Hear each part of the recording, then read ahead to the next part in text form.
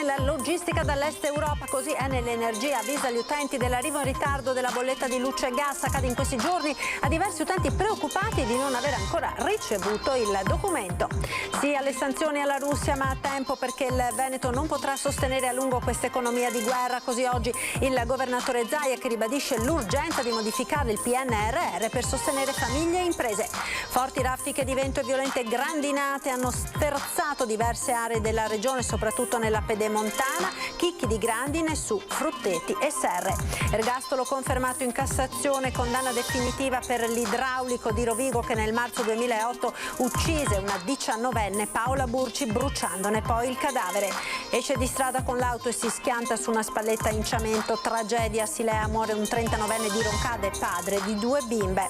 Lavoro nero e dipendenti sfruttati, vasta operazione dei carabinieri nel Veneziano, chiusi 14 tra locali e ristoranti, 3 di questi nella zona della Movida di Rialto. Manifestazione regionale del Coordinamento Veneto per la Sanità Pubblica lungo le vie di Padova, a raccogliere l'invito 1500 cittadini. È un'arte tutta padovana quella del restauro di auto d'epoca. Sotto la guida di un abile maestro battilamiera si sono formati 15 giovani studenti. Ben ritrovati con l'edizione del Veneto dei nostri telegiornali. Manca la carta e problemi di logistica dall'est Europa, e così la bolletta di luce e gas arriva in ritardo. Sta succedendo in questi giorni a diversi utenti preoccupati di non avere ancora ricevuto la bolletta. Stiamo riscontrando dei ritardi nella consegna di alcune bollette che verranno escluse dall'addebito di interessi di mora nel caso di ritardato pagamento. Manca la carta e la bolletta non arriva. La segnalazione di diversi clienti di Enel Energia che ancora non avevano ricevuto la bolletta di luce o gas di febbraio-marzo trova conferma nell'avviso che la stessa azienda pubblica sul proprio sito. Abbiamo riscontrato dei ritardi nella stampa di alcune bollette emesse nel periodo 7-9 marzo, si legge. Il problema è dovuto alla criticità nell'ambito del settore cartario e ai ritardi della logistica dall'est Europa. Carenza di carta per buste e bollettini e difficoltà logistiche dunque. Enel Energia precisa che i ritardi nella consegna non andranno però a pesare con interessi di mora per i pagamenti effettuati nei 15 giorni successivi alla scadenza, così come verranno sospese le azioni di recupero del credito per lo stesso periodo. Per fortuna, sospira più di qualche pensionato che guarda con ansia la cassetta della posta in attesa della prossima stangata conseguente al caro energetico. Ma cosa sta succedendo all'industria della carta? Io posso pensare che ci possa essere qualche ritardo dovuto alla consegna di carta, perché evidentemente in questo momento i rialzi dei costi energetici delle materie prime stanno influendo sul costo. Il mercato è teso e le produzioni di carte grafiche da qualche anno in Italia e in Europa sono diminuite. Però le notizie che io ho come settore è che nonostante la difficoltà, nonostante i costi molto alti, le aziende in Italia stanno lavorando e stanno rispettando i contratti e stanno facendo il massimo sforzo per rispettare i contratti, per cui da questo punto di vista posso rispondere, diciamo che l'industria sta facendo tutto il possibile per mantenere gli standard produttivi. Senza dubbio il rincaro dei costi dell'energia sta influenzando la produzione di tutto il settore manifatturiero. Forse da una parte c'è un costo della carta molto importante e molto rilevante che deriva dai costi energetici, dall'altra c'è un settore, quello produttore di energia, che dovrebbe anche comprendere un po' qual è la situazione, insomma. Enel Energia comunica di aver implementato azioni volte ad evitare il riproporsi di tali ritardi ed è possibile attivare gratuitamente la bolletta web per riceverla via email. Dal caro bollette in genere dell'economia e dell'economia veneta alle prese con i venti di guerra dall'est Europa, ha parlato oggi con preoccupazione il presidente della regione del Veneto Zaia all'inaugurazione della fiera di Godega. Restrizioni sì, ma a tempo, perché anche noi non riusciamo a sopportare questa economia di guerra oltre un certo limite. Questa è la posizione del Veneto guardando la guerra in Ucraina e le sanzioni a Putin. Embargo che l'Europa si appresta ad accrescere mettendo ancora più in difficoltà non solo l'economia russa, ma anche la nostra. E noi peraltro stiamo vivendo un'economia di guerra senza le bombe. Quanto potremo andare avanti in queste condizioni con le materie prime schizzate verso l'alto? Poco.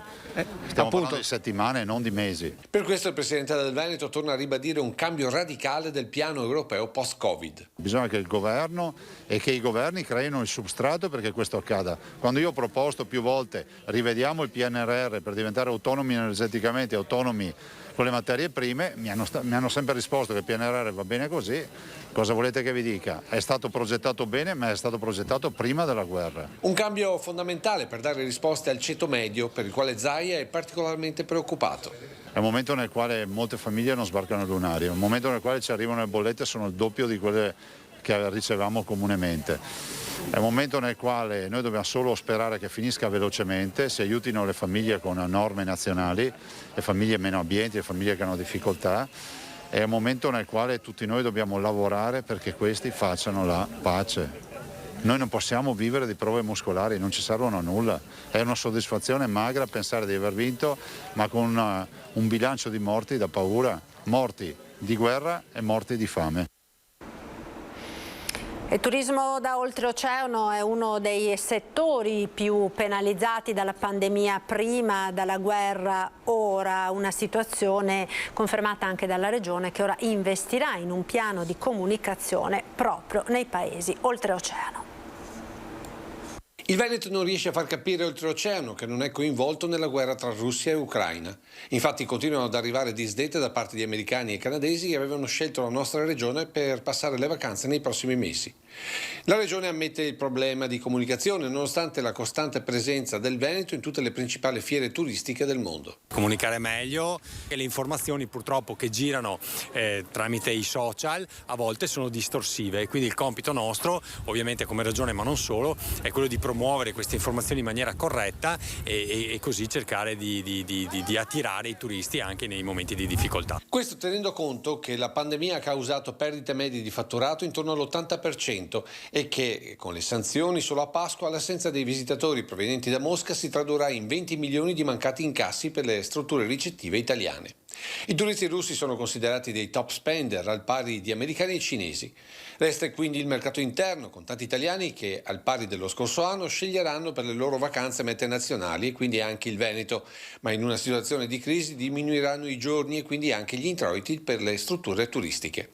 In questo scenario incerto uno stimolo positivo riguarda la ricezione fieristica, quella ad esempio del Vinitaly. La Fiera di Verona da questo punto di vista è sempre stata importante, anzi direi fondamentale non solo per Verona ma per il Veneto. Ovviamente dopo un periodo difficile anche di chiusura delle fiere c'è molta attesa e quindi effettivamente non solo gli alberghi ma anche l'extra alberghiero risulta il tutto esaurito ed è un bel segnale non solo per Verona ma per tutte le città d'arte che sono quelle che hanno sofferto di più in questi 2 anni di pandemia. Ed ora l'ondata di maltempo che nel pomeriggio si è abbattuta sul Veneto, dall'Alta Padovana al Vicentino, dal Veneto orientale alla Marca, raffiche di vento forte e grandinate.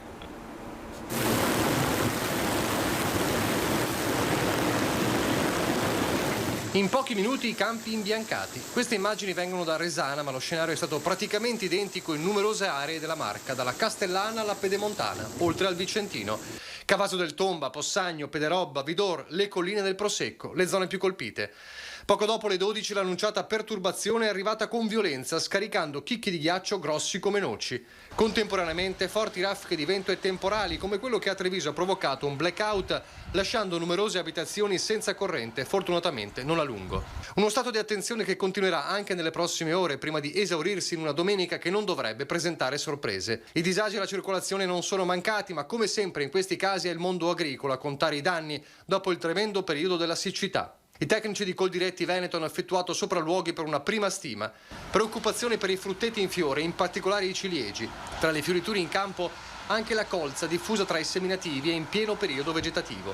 Le raffiche di vento e le grandinate hanno interessato le serre di ortaggi che proteggono fragole e altre primizie. Gli agricoltori, ancora una volta, devono fare i conti con i cambiamenti climatici, commenta Coldiretti Veneto, talmente imprevedibili che nessuna polizza può garantire la copertura.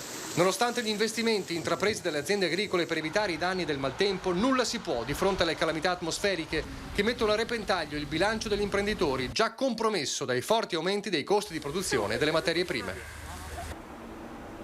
La cronaca, ora ergastolo confermato per Sergio Benazzo. I giudici della Corte di Cassazione hanno ritenuto responsabile l'idraulico 46enne di Rovigo dell'omicidio di Paola Burci, rumena, ritrovata morta martoriata e bruciata nella golena del Po a Zocca, Ferrara, il 24 marzo del 2008, quando aveva 19 anni. Per lo stesso omicidio è già in carcere dal 2020 con una condanna all'ergastolo Gianina Pistosescu, ex prostituta rumena coetanea di Benazzo e sua ex compagna. Ed un'altra tragedia della strada, quella registrata stanotte in provincia di Treviso. A perdere la vita a Silea un giovane papà di 39 anni di Roncade che con la sua auto è uscito di strada finendo contro un ponticello in cemento. Gestiva un noto ristorante a Mirano.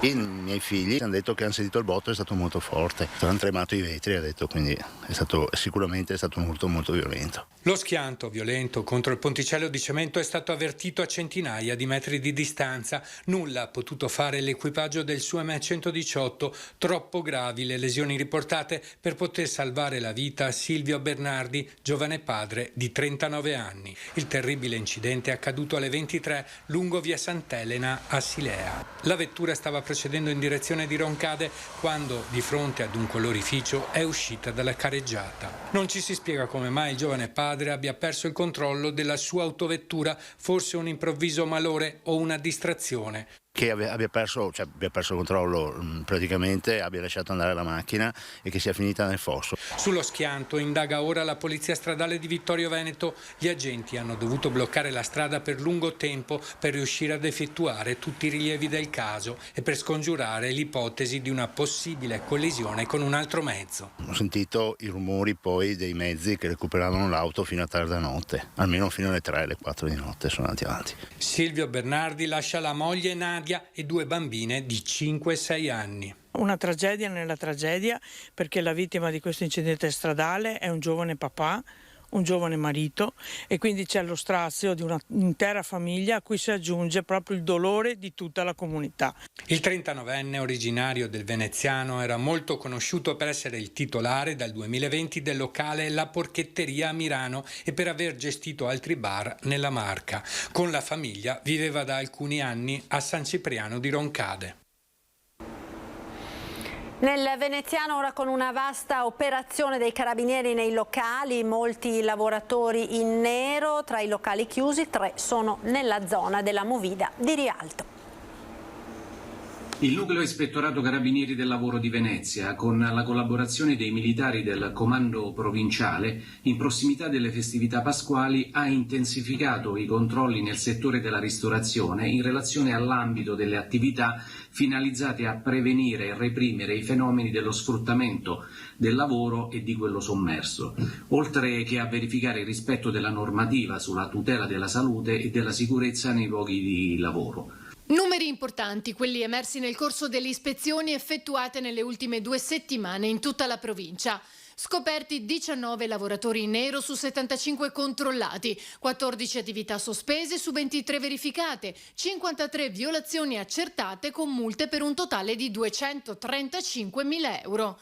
Tra le situazioni più critiche, i carabinieri hanno segnalato quella di un ristorante a Marghera, dove è stato trovato un lavoratore di origine algerina, impiegato con mansioni di tuttofare, che lavorava da 5 anni in nero con una paga di 4 euro l'ora.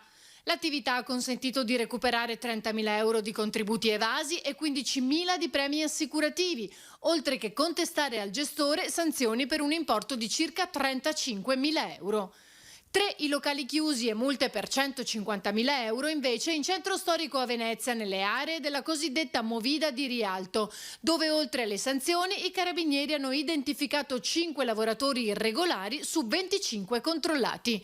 Inoltre sono state rilevate carenze sanitarie nelle cucine che hanno portato all'immediata chiusura delle attività. Ancora a Mestre è stato chiuso e multato per 26.000 euro un locale gestito da un imprenditore straniero e un altro locale a Quarto d'Altino con multa di 45.000 euro. Era gestito da una donna di origine marocchina che impiegava 2 lavoratori in nero che al momento dei controlli stavano somministrando bevande e alimenti ai clienti. In questo caso il locale era del tutto sconosciuto al fisco e figurava come sede di un'associazione sportiva, quindi mai iscritto al registro delle imprese. Manifestazione regionale del Coordinamento Veneto per la Sanità Pubblica questa mattina lungo le vie di Padova a raccogliere l'invito ben 1.500 cittadini. Medici, operatori sanitari, tanti cittadini. In 1.500 si sono dati appuntamento a Padova per la manifestazione regionale in difesa della sanità pubblica promossa dal Covesap. Noi stiamo assistendo, come tutti credo, a una privatizzazione dell'assistenza sanitaria sempre più pesante, sempre più preponderante. Credo che sia un dato comune per ognuno che se vuole avere una prestazione diagnostica o una visita non può riceverla in tempi normali dal servizio sanitario pubblico. Tempi d'attesa in aumento anche per interventi importanti, spiegano i cittadini, che poi guardano alle emergenze del territorio, i pazienti psichiatrici, gli anziani, i malati oncologici. Le strutture che dovevano essere fatte per supportare chi assiste i pazienti a casa, gli ospedali di comunità, le strutture riabilitative, non sono state realizzate in numero adeguato, sono proprio mosche bianche. Lo stesso l'assistenza domiciliare e l'assistenza per i pazienti terminali, i nuclei di cure palliative, cioè sono tutte cose di cui si parla da decenni, ci sono anche le leggi ma non vengono applicate. Drammatica la carenza di personale per mancanza di adeguata programmazione nell'accesso alle professioni sanitarie, un grido d'allarme da Padova diretto a Venezia. Ecco, i cittadini sono qui proprio per battere un colpo e per fare arrivare forte la loro richiesta alla Regione e in modo particolare alla Giunta regionale del Veneto. Ed ora ci fermiamo per una breve pausa pubblicitaria, tra poco.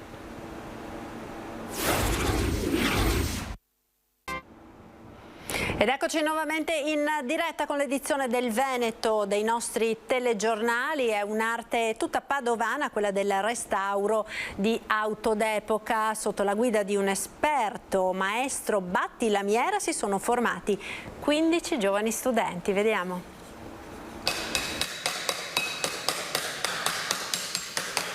È la sapiente arte del maestro battilamiere Andrea Agnoletto, quella trasmessa a 15 studenti dell'Ipsia Bernardi di Padova che hanno ricevuto l'attestato del corso di restauro di auto storiche organizzato dall'Accademia del Restauro di CNA Padova, operativa dal 2016. Una tecnica affinata in una storica carrozzeria del cuore di Padova già nel XIX secolo e messa a punto nei primi anni del Novecento. Una tecnica green, in modo che con pochissimi attrezzi, senza l'ausilio di pressione di aria, di olio, di corrente elettrica, si può costruire un qualcosa di importante. Questo è un corso PON, quindi extracurricolare, a cui hanno partecipato i ragazzi sia delle quarte e quinte diurno e anche i ragazzi del corso serale, proprio grazie alla maestria del maestro Agnoletto per approfondire questo aspetto, questa professione così richiesta poi dal territorio.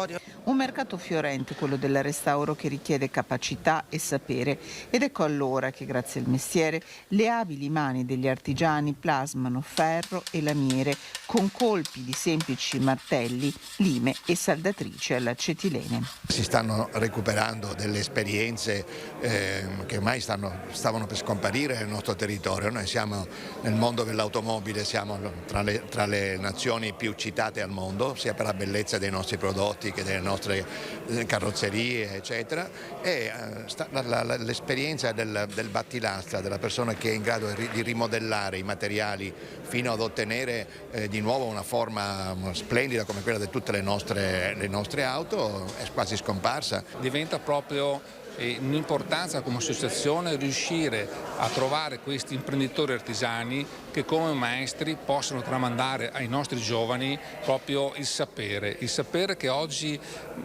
va perso se non c'è proprio quella cultura dei giovani di voler fare il nostro lavoro. Nel Parco del Delta del Po ora con la sfida mondiale della pesca, da ieri fino a domani squadre in campo per la vittoria. 44 squadre che si stanno sfidando in questo canale molto tecnico, perché subisce la marea e di conseguenza devono trovare quella giusta linea che ogni giorno cambia. 44 squadre e 21 paesi, la sfida internazionale nel cuore del Parco Naturale del Delta del Po tra Loreo e Adria.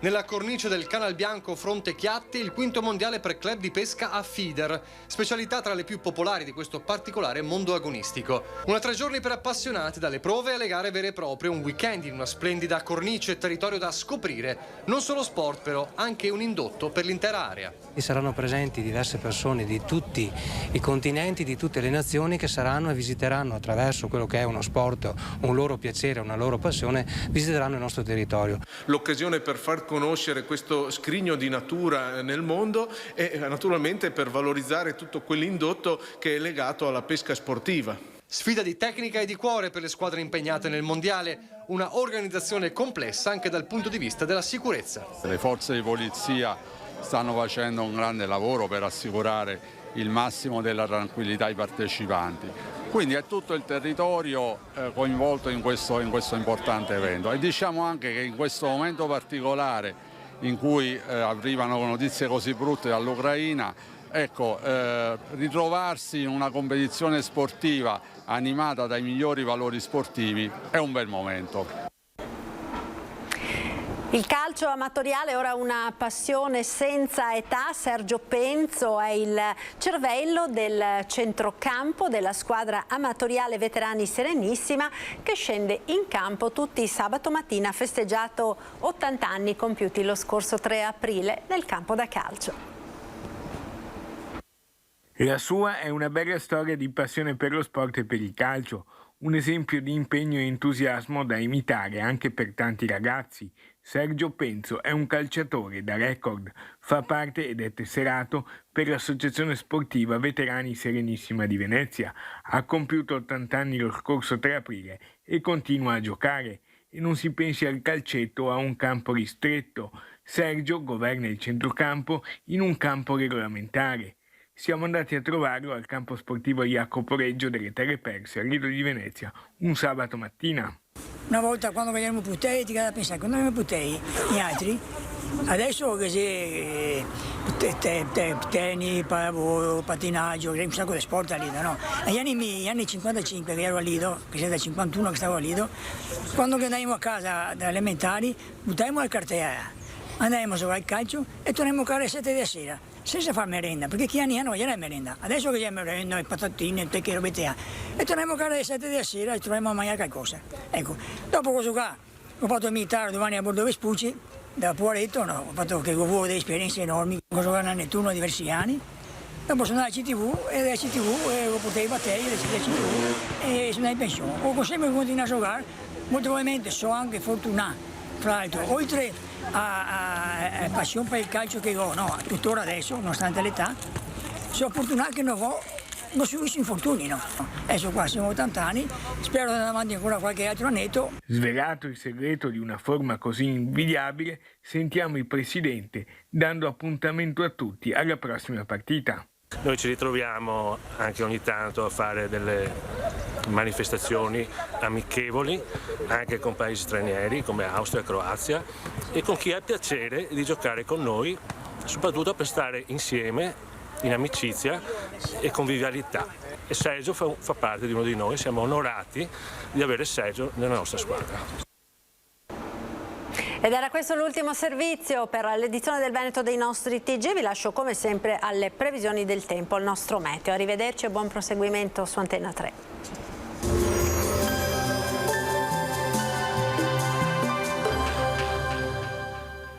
Cozze Cozza Arredamenti 2C congela i prezzi per tutto il mese di aprile. Soluzioni su misura e super sconti sulla merce in esposizione.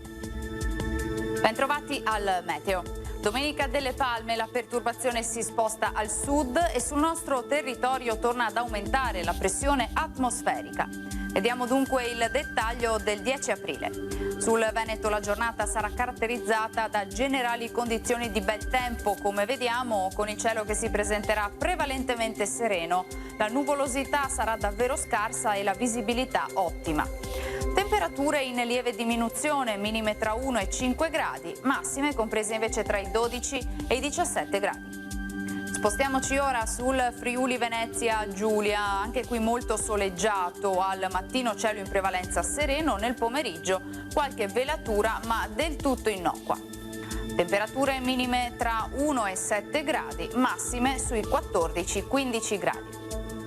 Infine diamo uno sguardo alla situazione del Trentino Alto Adige, anche qui tanto sole, qualche occasionale nube di passaggio ma insomma senza ulteriori conseguenze. Temperature minime intorno ai 3-4 gradi, massime sui 17 all'incirca. Dal meteo di Antena 3 per ora è tutto, grazie per l'attenzione, arrivederci.